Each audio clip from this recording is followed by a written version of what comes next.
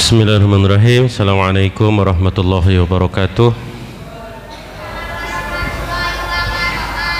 Innal hamdalillah nahmaduhu wa nasta'inuhu wa nastaghfiruh wa na'udzu billahi min shururi anfusina wa min sayyiati a'malina may yahdihillahu fala mudilla lahu wa may yudlil fala hadiyalah.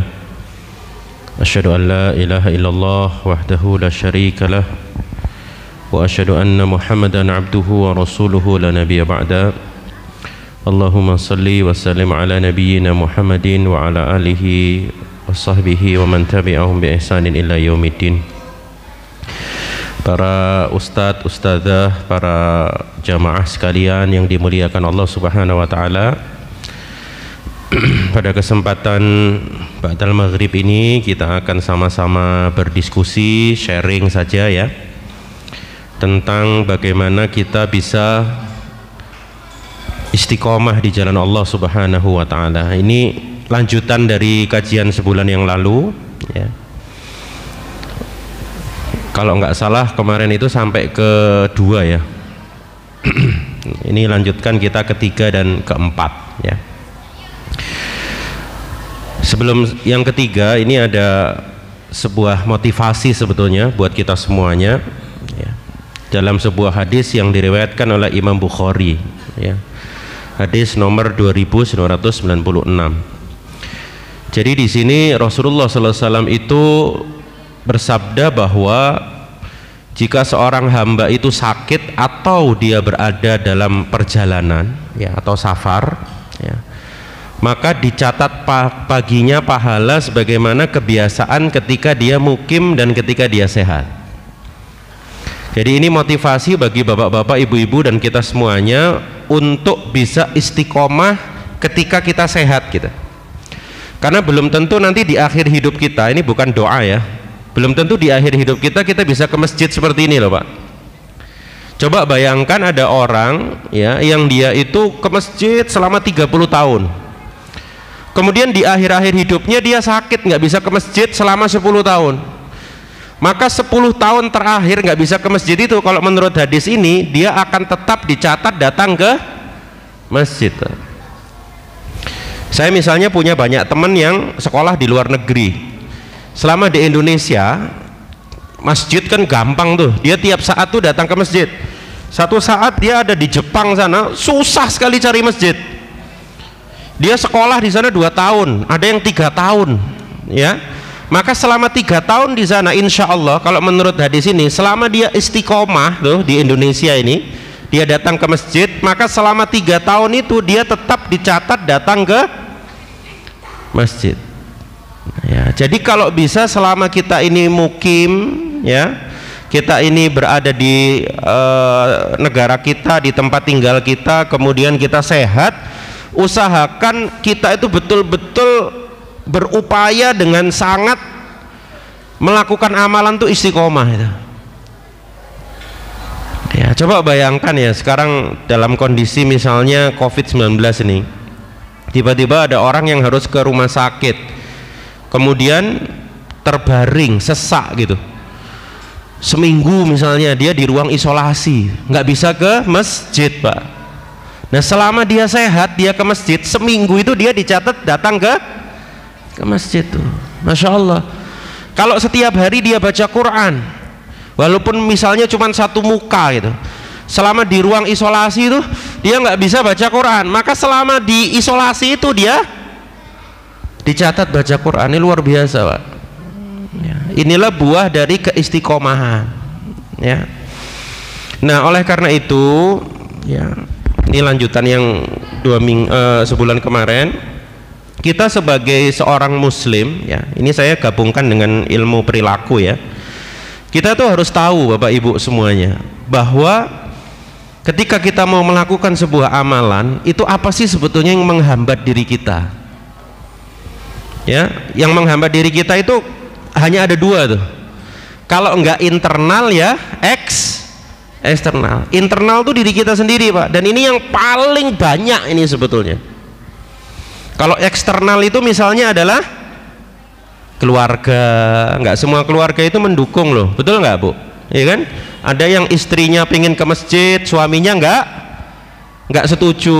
Ada yang istrinya pengen duduk dengerin kajian sama suaminya di WA, ayo mulai gitu, ya kan, nggak jadi ikut pengajian. Jadi kadang-kadang kalau nggak kompak gitu ya, memang bisa saling menghalangi antara satu dengan yang lainnya, ya kira-kira gitu. Nah, yang akan banyak saya bahas di sini tentang yang internal, ya.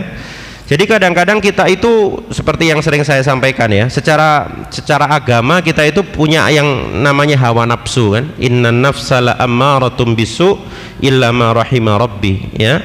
Jadi memang justru manusia itu dibandingkan malaikat ya, dia itu punya kelebihan di mana dia itu punya kemampuan mengendalikan hawa nafsunya ini. Pernah ada seorang penanya kepada Dr. Zakir Naik gitu ya, seorang dokter tapi kemudian dia banyak mengislamkan orang-orang non muslim ya. Ada orang yang bertanya, kalau nggak salah agamanya Hindu apa ya, di channelnya Dr. Zakir Naik itu ya. Pertanyaannya begini, kenapa kok Allah itu tidak menciptakan manusia itu baik aja semua gitu, nggak ada yang jelek ya? Nggak ada yang korupsi, nggak ada yang membunuh satu dengan yang lain, nggak ada yang mencuri, pokoknya semuanya tuh manusia taat aja deh gitu. Kenapa sih nggak begitu gitu, supaya dunia ini damai kan? Logis kan Pak pertanyaannya, betul nggak ya? Nah kemudian Dr. Zakir Naik itu menjawab apa? Allah subhanahu wa ta'ala itu sudah punya makhluk yang kayak begitu itu Pak, yang kerjanya itu taat aja, nggak ada yang nerobos lampu merah, nggak ada. Makhluk itu namanya apa? Iya, namanya malaikat. Jadi Allah subhanahu wa ta'ala itu sebetulnya sudah punya makhluk yang kayak begitu itu. Malaikat tuh nggak ada satupun yang berkhianat Pak, dan yang namanya malaikat tuh tugasnya itu ya gitu itu. Kalau istilah di manajemen itu single tasking, betul ya? Kalau jaga neraka ya jaga neraka terus Pak. Nggak ada malaikat tuh gantian jaga neraka, jaga surga, nggak ada. Kalau kerjanya jaga surga, maka dia kerjanya ya jaga surga udah. Ya, nah kira-kira begitu. Nah cuman kan kira-kira antara manusia dengan malaikat tuh lebih tinggi mana Pak? Lebih tinggi manusia, asal dia bertakwa kepada Allah subhanahu wa ta'ala. Justru kehebatannya manusia itu adalah ketika dia punya godaan untuk berbuat maksiat lewat hawa nafsunya, dia punya kehendak untuk menolak hawa nafsu itu loh kehebatannya manusia Pak ya. Jadi ketika manusia itu bisa mengalahkan, bertempur dengan hawa nafsunya itu, maka pada saat itulah dia bisa lebih tinggi daripada malaikat. Wa idza qulna lil malaikati isjudu li adama fasajadu illa iblis itu ya. Jadi ketika malaikat itu diminta sujud pada Nabi Adam, semuanya sujud karena malaikat itu tahu gitu. Di samping Nabi Adam ini keilmuannya itu yang diajarkan Allah itu luar biasa ya. Nabi Adam itu punya freedom to choose, punya freedom of choice gitu. Jadi dia itu bisa memilih. Hebat kan Pak manusia itu, dia bisa berzina, dia memilih menikah itu. Hebatnya manusia itu di situ. Ya, makanya esensi daripada kita bisa istiqomah itu adalah ketika kita memahami lintasan hati ini. Kita memahami apa Bu? Lintasan hati ya. Kata para ulama itu kan ada 3 ya. Ada lintasan hati itu yang berasal dari diri kita sendiri, yang biasa disebut dengan khotoro itu, lintasan hati nih. Kayak Bapak ini lagi duduk ini kelihatannya diem tuh, tapi ada yang ngomong nggak dalam diri kita ini Pak? Ada kan? Mungkin ono sing ngantuk aku rek gitu ya kan? Ada mungkin yang ngomong ngono gitu, si aku tak lanjut apa mulai yo, aku mau wis sedekah dorong yo, iku arek-arek iku nang dukur lapo sih gitu. Jadi ada yang memang kita nggak bisa pungkiri ada sesuatu tuh dalam diri kita tuh. Nah kalau itu berasal dari diri kita sendiri, itu yang disebut dengan khotoro itu. Ada juga yang berasal dari setan yang biasa disebut dengan was-was. Pernah dengar kata was-was Pak ya? Bukan infotainment ya Bu ya. Was-was itu ketika lintasan hati kita itu diamplify, diprovokasi oleh setan, tuh jadinya was-was. Ada lagi yang namanya ilham, itu dari Allah, kadang-kadang lewat malaikat tuh, dibisikkan ke dalam diri kita tuh. Nah, yang menarik adalah Bapak Ibu, setan itu tidak bisa menciptakan api. Apinya itu berasal dari siapa? Apinya itu berasal dari khotoro tadi itu. Jadi ketika ada lintasan hati, aku akan melihat sesuatu dan itu haram, kalau kita menundukkan pandangan langsung dilawan, seret, maka setan tuh nggak punya waktu lagi untuk mengibarkan api itu jadi besar Pak. Nah masalahnya kita tidak melindungi api itu, kita ikuti, setan itu akan datang semakin banyak Pak. Deloken gak popo sekali-kali,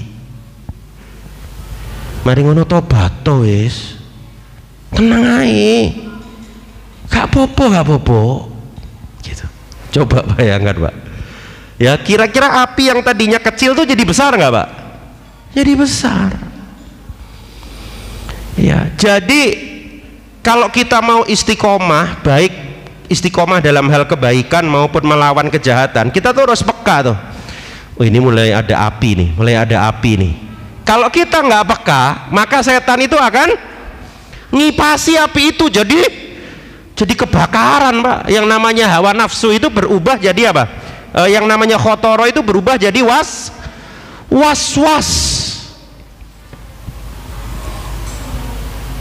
Qul a'udzu birabbin nas, malikin nas, ilahin nas, min syarril waswasil khannas itu. Ya, jadi was-was itu. Jadi makanya nggak bisa kita menyalahkan setan saja, itu nggak bisa Pak. Setan itu bukan menciptakan api, setan itu memprovokasi api Pak. Apinya itu dari siapa?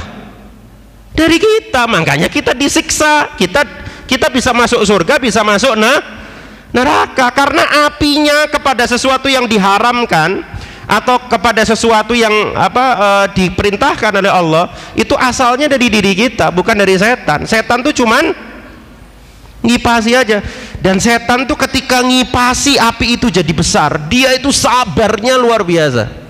Kan ada kisah Israiliyat ya, bukan hadis ya. Seorang pendeta Bani Israel Pak, dia tuh saking taatnya sama Allah Subhanahu wa Ta'ala, sama syariatnya Nabi Musa, dia tuh nggak mau berkumpul dengan masyarakat, dia pengen beruzlah, dia tinggal tuh di menara yang paling tinggi. Di situ dia nggak ketemu orang, nggak lihat perempuan, kemudian dia nggak begibah, nggak gosip gitu. Dia hanya bertahanut aja, dia hanya mendekatkan diri kepada Allah Subhanahu wa Ta'ala. Satu saat ya, dia tuh ada keinginan hati gitu, khotoro itu, aku kok agak bosen ya, apa sih yang terjadi di bawah ini, kan dia ada di menara tuh Pak, apa sih yang terjadi di bawah ini. Dia nginceng tuh, pas nginceng Pak, misalnya jam 7 pagi deh, pas ada perempuan tuh lewat Pak, cantik, mulai kan, cantik juga nih perempuan ini ya, astagfirullah, kan begitu kan, dia langsung nggak jadi lihat, ini berdosa. Besoknya jam 7 kurang seperempat mulai ada ini lagi nih, apa ini, khotoro lagi. Kira-kira perempuan itu lewat lagi nggak ya gitu Pak. Coba sih lihat sih. Pas dia lihat jam 7 lewat lagi perempuan itu. Akhirnya sejak itu setiap jam 7 dia nginceng perempuan ini Pak. Bulan demi bulan, tahun demi tahun. Gimana ya kalau aku itu kenalan sama perempuan ini, sampai akhirnya nauzubillah min dalik, 10 tahun sejak dia melihat ke bawah itu, dia berzina dengan perempuan ini. Bisa dibayangkan nggak Pak? Sabarnya setan mulai dari menginceng ke bawah sampai dengan berzina, itu jaraknya berapa tahun Pak? 10 tahun. mulai dari munculnya api cret gitu, sama setan tuh dikipasi terus sampai jadi zina. Nauzubillah min dzalik. Hati-hati juga bapak-bapak ini, nanti lihat mobil wah apik rek motor iku rek, sampai korupsi bisa butuh 10 tahun juga tuh Pak, supaya bisa merasakan punya mobil yang bagus. Ngeri sebetulnya. Jadi setan tuh kalau mau menjatuhkan kita itu seperti pasir hisap tuh Pak, pelan-pelan dihisap.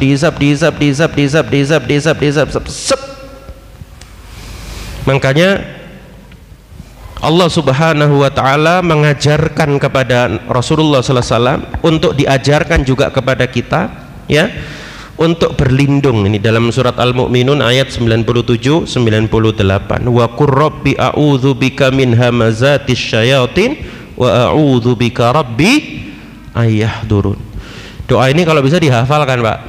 Jadi setiap ada lintasan hati mau jadi was-was makin membesar, rabbi a'udzu bika min hamazatis syayatin wa a'udzu bika rabbi ayahdurun. Wahai Tuhanku, aku berlindung kepadamu dari hasutan. Jadi setan itu tugasnya hanya menghasut, sedangkan apinya dari siapa? Dari kita. Tugasnya setan cuman menghasut, memprovokasi supaya kita kemudian melakukan melakukan maksiat atau menghindari ketaatan ya. Wa a'udzu bika rabbi ayahdurun. Dan aku berlindung kepadamu wahai Allah supaya setan-setan itu tidak menghampiri aku.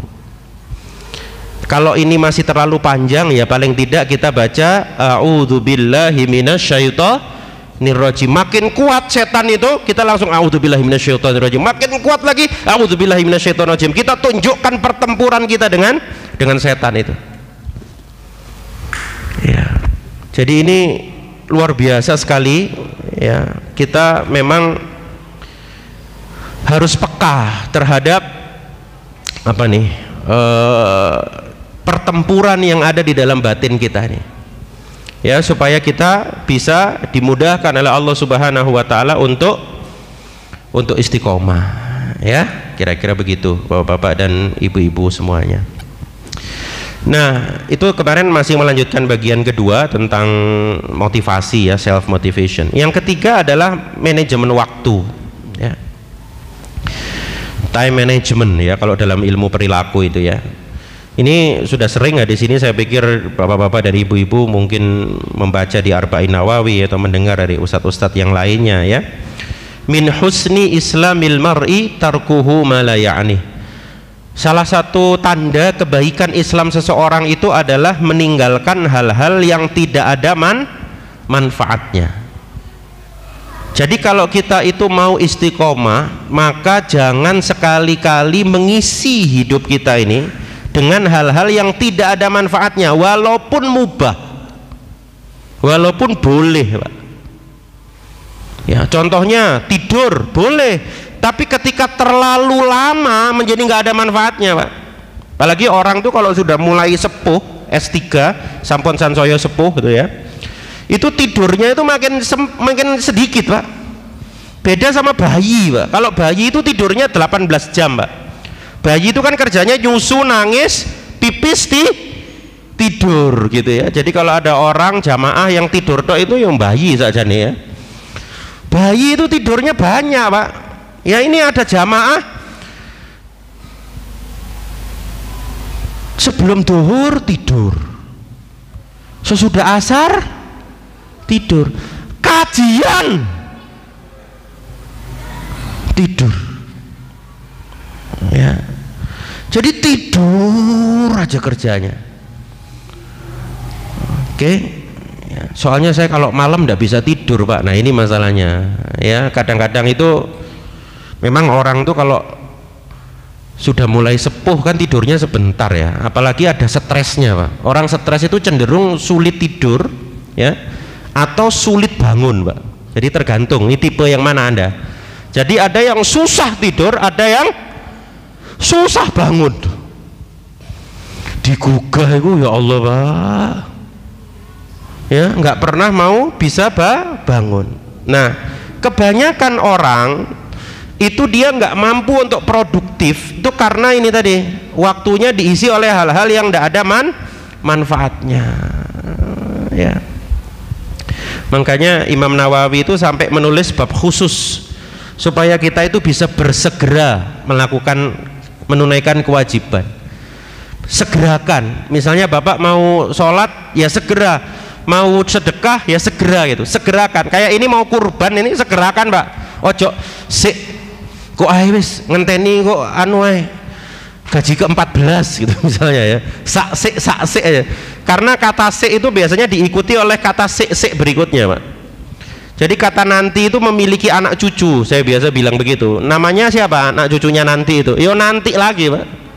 Jadi orang tuh cenderung untuk menunda akhirnya gak sido, ya. Nah Imam Bukhari itu juga begitu. Ini relate ini antara apa yang disampaikan oleh Imam Nawawi dan Imam Bukhari. Kita itu harus cepat karena kita nggak tahu. Jangan-jangan kematian itu mendahului niat kita gitu. Ya, sehingga kita tidak jadi beramal. Coba bayangkan Pak, ada orang dipanggil haji tahun 2019, dia ngeremehkan nggak jadi berangkat. Tahun 2020 lockdown, 2021 lockdown. Anda pengen umroh, pokoknya aku kudu nabung umroh. Tahun 2019 udah dikasih rezeki nih sama Allah mau umroh, ternyata dia bilang tahun ngarep kini saiki anu ganti motor masuk ketwingi Avanza tok aku pengen duwe Innova. Akhirnya uang buat umrohnya dibelikan Innova. Sampai sekarang nggak bisa umroh Pak. Bukan karena nggak punya uang, tapi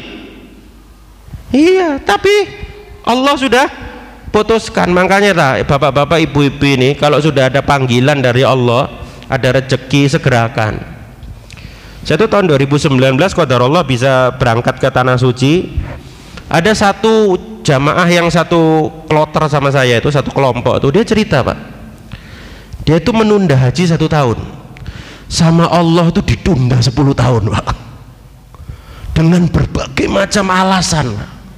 Bayangkan, dia tuh mau berangkat, dia meremehkan, menunda, ditundanya berapa tahun? 10 tahun. Ya, makanya orang Malang itu bener Pak, kata orang Malang itu gak usah kesusu, yang penting cepat, itu bener Pak. Kan orang Malang kan suka ngomong gitu kan, gak usah kesusu kan, yang penting cepat gitu. Karena kesusu itu memang belum tentu cepat. Kesusu itu apa ya bahasa Indonesianya ya Pak ya? Tergesa-gesa. Kan kita nggak boleh tergesa-gesa kan, tapi harus cepat gitu loh, terukur maksudnya. Nah, wah Pak, sekarang tuh yang nggak jadi umroh tahun 2019 tuh nyeselnya. Duh Pak, lain delok gambar Ka'bah itu, masya Allah. Sakjane aku ndek kono sakja nih, salah sopo ditukokno Innova. Ya kan, harusnya dia bisa berangkat umroh ya. Nah ini harus kita fahami nih, perampok waktu kita itu apa tuh? Yang paling tinggi itu adalah apa Bu, kira-kira Bu? Iki gadget nih ya. Kalau televisi kayaknya sekarang agak jarang ya, kecuali memang ibu-ibu yang suka nonton Ikatan Cinta ya, mungkin TV masih berguna ya. Tapi kalau yang lain kayaknya TV ini nggak begitu berguna. Orang barangkali lebih banyak lihat gadget sekarang. Yang ketiga tuh nongkrong. Ini anak muda nih ya, apalagi kalau musim-musim Piala Eropa gini Pak ya. Saya tuh alhamdulillah, saya tuh dulu suka sekali sepak bola Pak. Sekarang itu tahu aja enggak saya. Kemarin tuh tiba-tiba saya beli apa makanan gitu, ada orang yang beli, waduh Mas, Prancis kalah gitu. Wah, no bal-balan saya gitu. Jadi alhamdulillah tuh, kalau Anda itu sudah enggak terlalu apa Pak? Iya, enggak terlalu melekat sama sepak bola. No sing sampai nangis-nangis barang itu Prancis kalah itu Pak. Aduh, penalti sama Swiss kalau nggak salah 5-4 ya. Ya, Bapak tahu ya, kalau saya nggak pernah lihat tuh. Saya itu nanti satu saat deh saya jelaskan ya sunnahnya Rasulullah tentang masalah tidur itu ya. Jadi itu kita tuh kalau bisa habis isya nggak lama itu segera tidur Pak, nanti malam bangun. Dan jangan suka lihat gadget itu. Kenapa? Karena kita tuh punya hormon tidur namanya hormon melatonin namanya, hormon melatonin. Makanya orang tuh kalau nggak bisa tidur dikasih obat melatonin itu Pak, salah satunya ya. Hormon melatonin itu dikendalikan oleh cahaya. Jadi kalau cahaya itu masih masuk, seret, ditangkap oleh retina, masuk ke pusat di otak kita, itu ada pusat jam biologis namanya suprachiasmatic nuclei namanya. Maka otak kita itu akan mengatakan begini, oh masih ada cahaya, hormon melatonin itu nggak dikeluarin Pak, dianggap hari itu masih siang Pak. Ya makanya di handphone kita itu, terutama handphone 3 tahun terakhir, tadi saya lupa nggak handphone saya di mobil, handphone itu kalau di swipe dari atas gitu, seret, itu ada namanya blue light filter. Coba aja lihat nanti, filter cahaya biru ada nggak di handphone Anda itu ya. Nah filter cahaya biru itu disarankan kalau sudah jam 6 sore kayak gini itu diklik Pak, klek, nanti layar Anda itu akan jadi coklat Pak, nggak aja birunya lagi.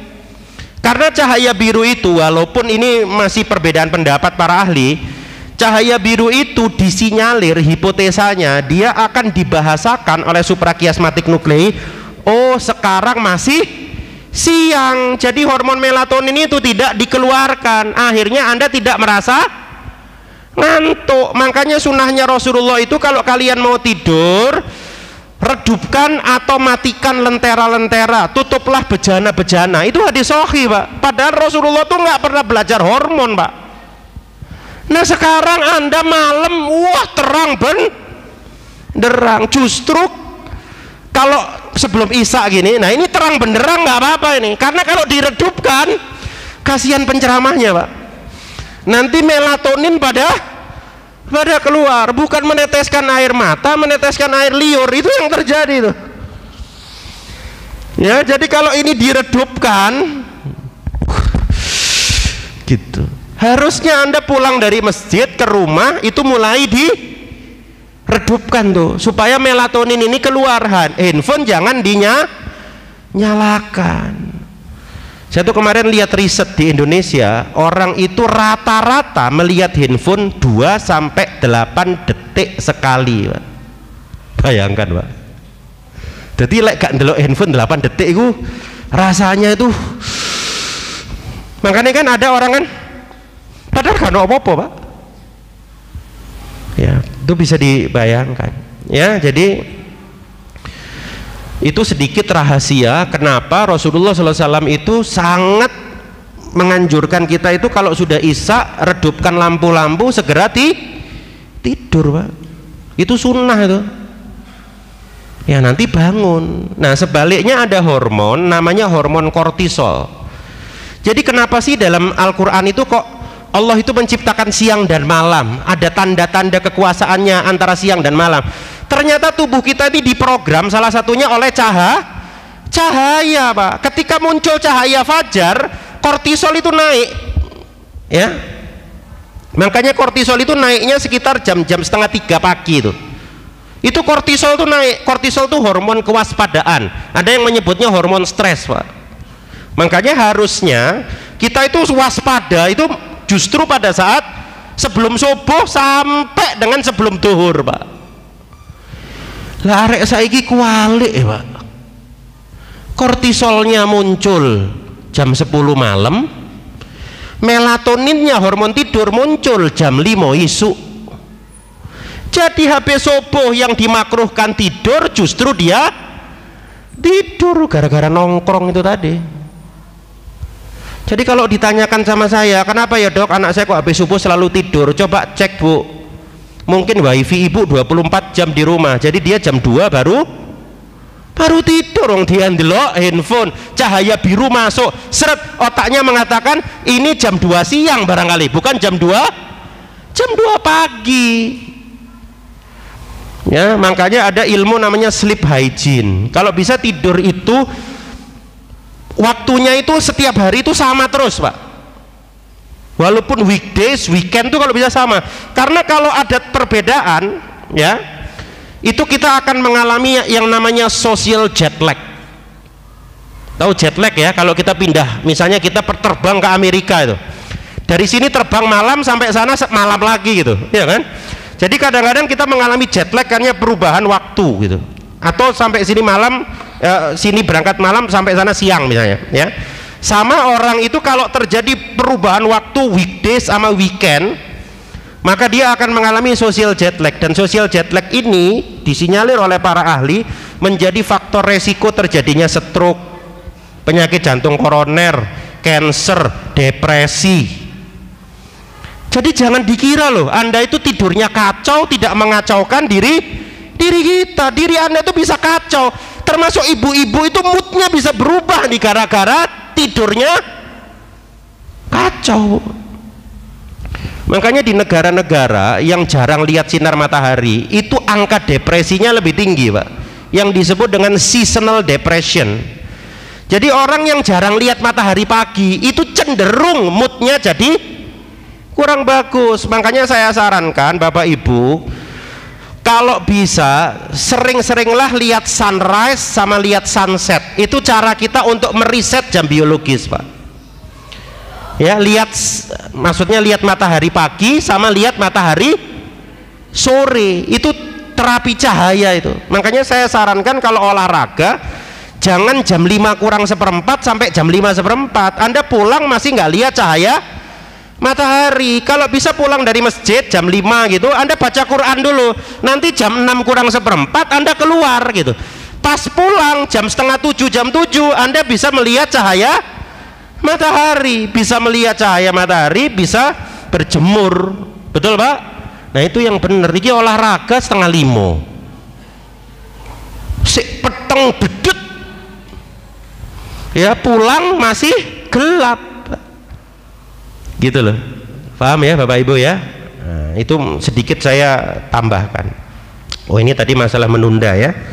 Jadi menunda itu kayak kredit card katanya. Saya sih nggak pernah pakai kredit card alhamdulillah ya.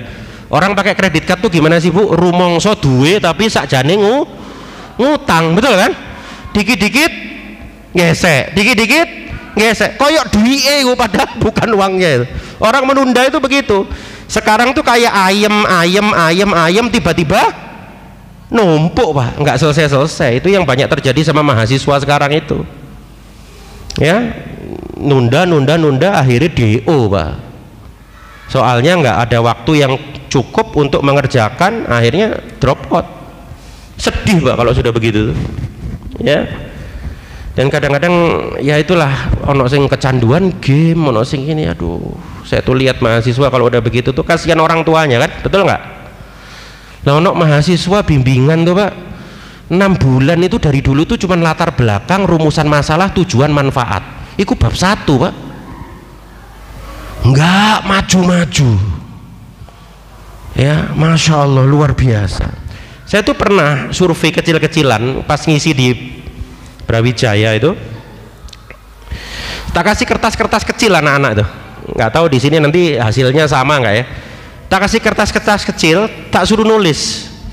Coba tulis alasan satu aja kenapa kamu menunda melakukan sesuatu. Misalnya menunda menghafalkan Quran, menunda mengerjakan skripsi, menunda bersedekah. Kira-kira apa yang membuat kamu itu begitu?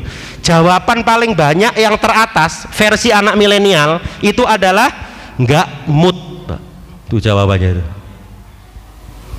Nggak tahu kalau jamaah Baitur Rahmah, sampean kok gak nang masjid? Aku gak mood, aku repot. Sampean lak wis duwe Avanza, gak kurban nah. Aku sih gurung mood Mas kurban nih. Repot. Jadi ada orang itu yang dia nggak mau melakukan sesuatu tuh karena nggak mood nih. Nah, saya sinyalir anak-anak sekarang itu nggak moodnya itu salah satu sebabnya karena itu Pak, perubahan pola tidur sama perubahan pola makan Pak. Jadi orang tuh kalau salah makan itu moodnya bisa berubah. Makanya di ilmu kedokteran itu ada istilah good food, good mood gitu.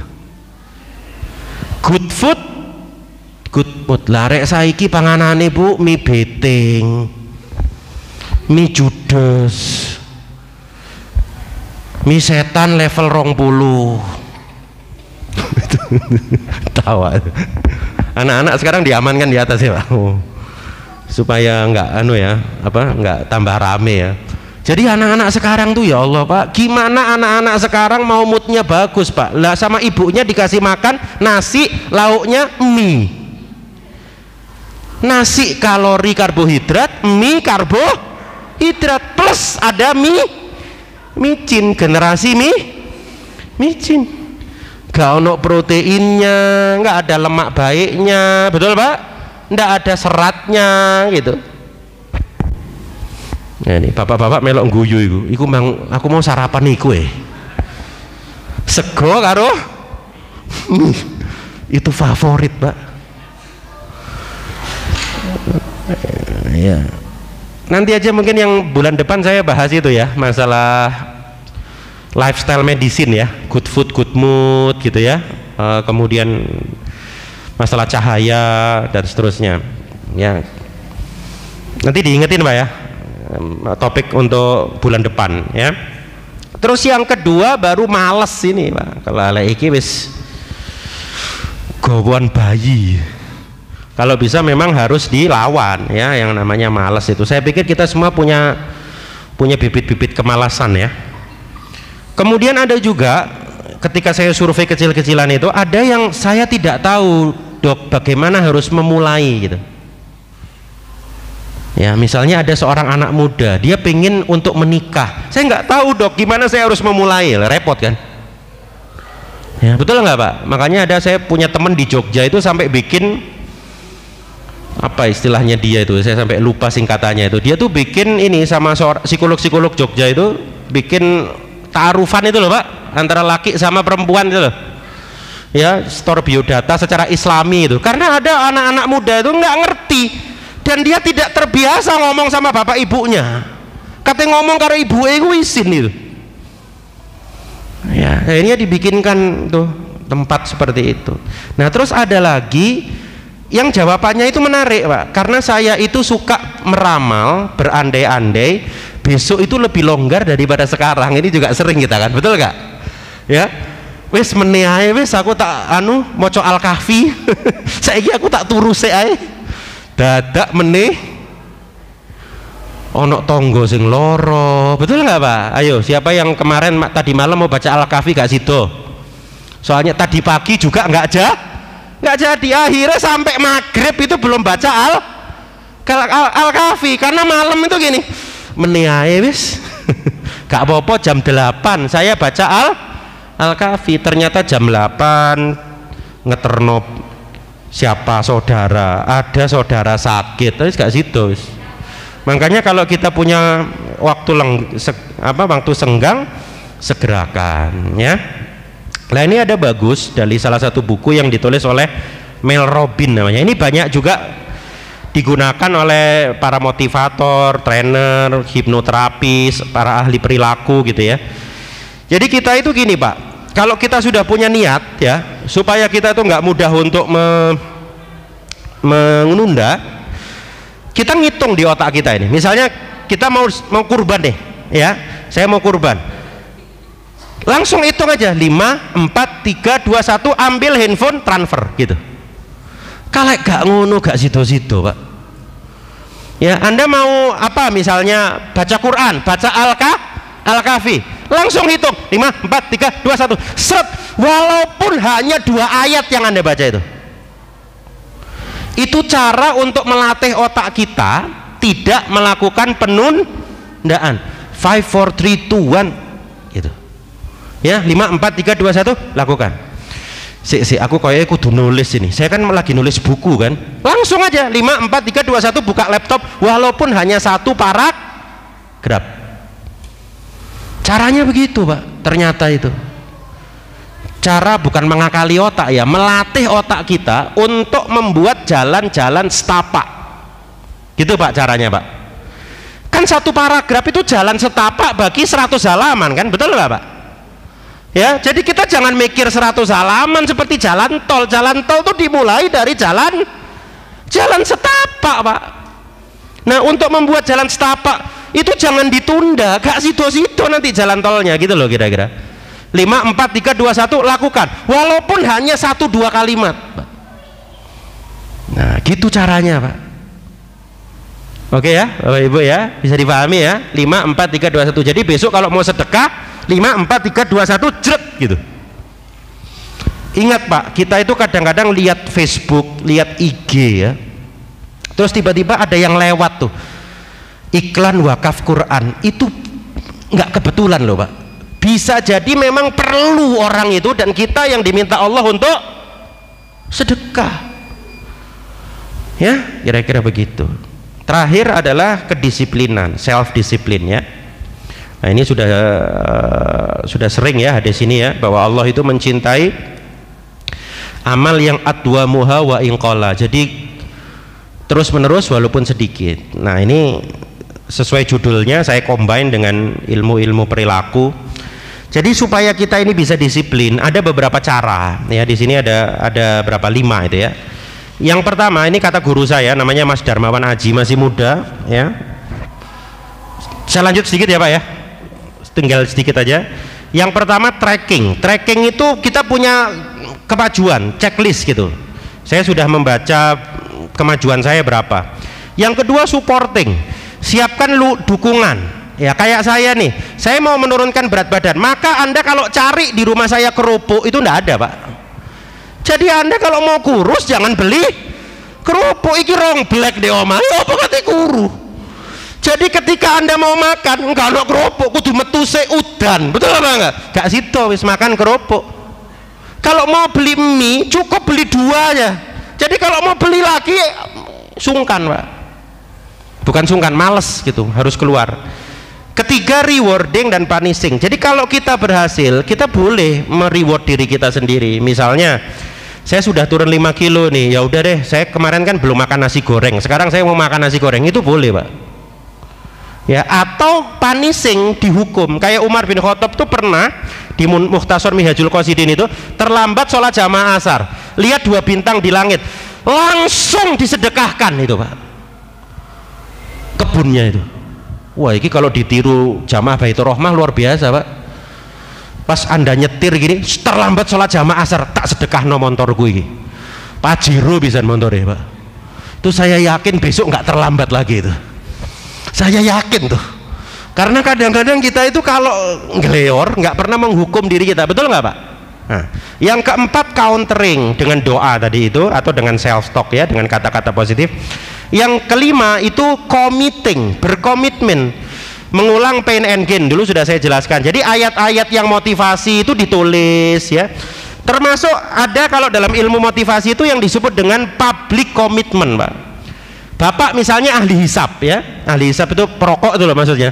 Anda kalau mau berhenti umumkan Pak di Facebook atau di mana, guys gitu, Bapak Ibu mulai besok aku akan berhenti merokok. Jadi kalau Anda kebas-kebus di warung ada orang yang lihat, jari mandek Mas, Anda sendiri merasa malu, itu namanya public commitment. Orang sekarang ini susah Pak. Saya dulu punya pasien, tak kasih leaflet bahaya merokok, sudah berhenti Pak. Sudah Dok, berhenti merokok, bukan berhenti membaca, repot nih. Jadi dia bukan berhenti merokok Pak, berhenti membaca ya. Nah itu perlu itu ya. Jadi tracking, supporting, rewarding, punishing, countering, committing. 5 cara itu akan membantu kita untuk bisa disiplin ya, kira-kira begitu. Nah, ketika kita mulai merasa lelah dengan ketaatan, kita harus ingat ketika kita beristiqomah di jalan Allah Subhanahu wa taala ya, maka kita akan didatangi oleh malaikat. Dan malaikat itu akan mengatakan alla takhafu wa la tahzanu. Janganlah kamu takut, janganlah kamu sedih. Ini menurut tafsirnya, malaikat itu datang sebelum kita meninggal, ketika kita di dalam kubur, dan ketika kita dibangkitkan. Kan kita kalau mau meninggal itu takut kan Pak ya, mlebu swarga apa neraka. Itu malaikat tuh datang, jangan takut, jangan sedih gitu. Ada lagi tafsir lain yang memberlakukan ini secara umum. Jadi orang tuh kalau istiqomah seperti ada malaikat tuh yang selalu menghibur. Gak popo, kon kesel saiki insya Allah engkau melabuh suwargo. Betul nggak Pak? Ada yang suka ngomong gitu Pak? Ya, gak popo kon ngantuk-ngantuk titik sholat tahajud. Insya Allah nanti kamu akan diangkat derajatnya maqam mahmuda. Selalu ada yang mengatakan begitu tuh. Ya. Ini motivasi buat Nah ini mungkin penutup aja ya. Ada seorang yang umurnya, ini kalau Ustadz bahasa Arab tahu, kalau saya nggak tahu ya. Intinya orang ini umurnya 77 tahun ya. Dia itu nggak bisa jalan ya, tetapi dia ke masjid terus Pak. Masya Allah ini.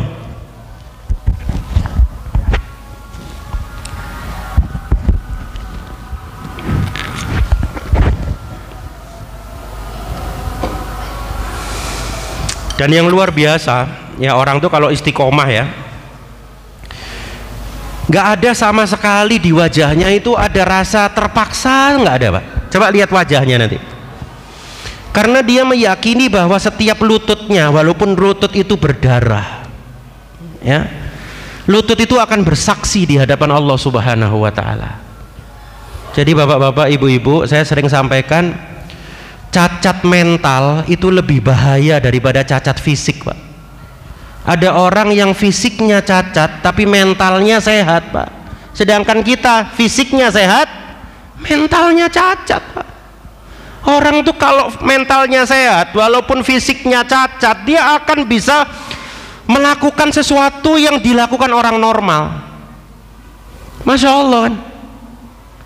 Ya, sampai seperti itu ya. Dan kalau kita lihat wajahnya itu, wah, kelihatan bersinar gitu ya. Ini kata-kata dari Umar bin Khattab ya, yang terkenal sekali. Saat kita lelah beribadah, kita harus ingat lelahnya itu akan hilang, tapi pahalanya tidak hilang. Tapi ketika kita nikmat bermaksiat, nikmatnya akan hilang, tapi dosanya tidak akan hilang. Jadi kalau kita lagi capek, kita mau sholat tuh capek gitu, kita bilang dalam diri kita, gak popo, paling engkau tak gawe turu keselewis hilang, tapi pahalanya tidak hilang. Sebaliknya kita mau maksiat Pak, ya ngapunten sangat. Orang berzina itu kenikmatannya berapa menit sih Pak? Iya kan?